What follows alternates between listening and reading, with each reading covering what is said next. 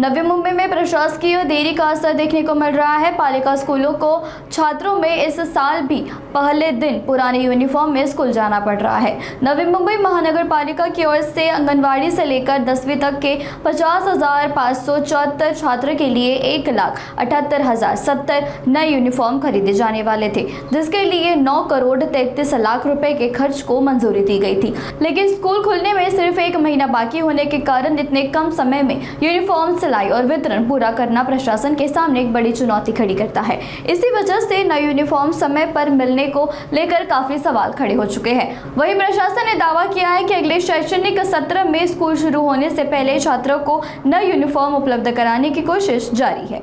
अन्य नागरिकांची मुलं त्या ठिकाणी शिक्षण घेत असतात आणि हे करत असताना आपण एवढ्या मोठ्या सगळ्या गोष्टी आपण शाळांकरता खर्च करतो, परंतु त्यांच्या गणवेशाबाबत आपण वेळेवरती मिळण्याकरता किंवा जे गणवेश असो किंवा साहित्य असो हे माझ्या सर्व नवी मुंबई महानगरपालिकेच्या विद्यार्थ्यांना, मग ते बालवाडी असो, प्राथमिक असो, माध्यमिक असो, सर्व विद्यार्थ्यांना वेळेत गणवेश मिळाला पाहिजे ह्या विषयावरती अनेक दोन सदस्यांनी चर्चा केली आणि चांगली चर्चा झाली आणि या संदर्भात नक्कीच आपण या असणाऱ्या ठेकेदाराला सुद्धा, ज्यांना आपण मुदतवाढ दिले त्यांना आपण यावेळेला वेळेत गणवेश मिळावे आणि सर्व विद्यार्थ्यांना त्या बाबतीमध्ये त्याचा लाभ घेता यावा याकरता आम्ही सूचना दिलेल्या आणि ते नक्कीच वेळेत मिळतील याची अपेक्षा सगळ्यांना आहे।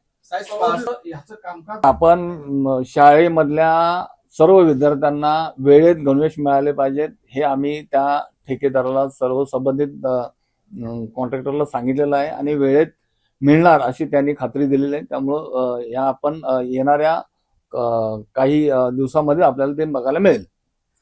बघा, आपण त्याला विद्यार्थ्यांना गणवेश वेळेत मिळाला पाहिजे, साहित्य वेळेत मिळालं पाहिजे हे आम्ही त्या ठेकेदाराला सांगितलेलं आहे। जर त्यांनी वेळेत नाही दिलं तर पुढील त्याच्या संदर्भामध्ये आपण या ठिकाणी नक्कीच त्याच्या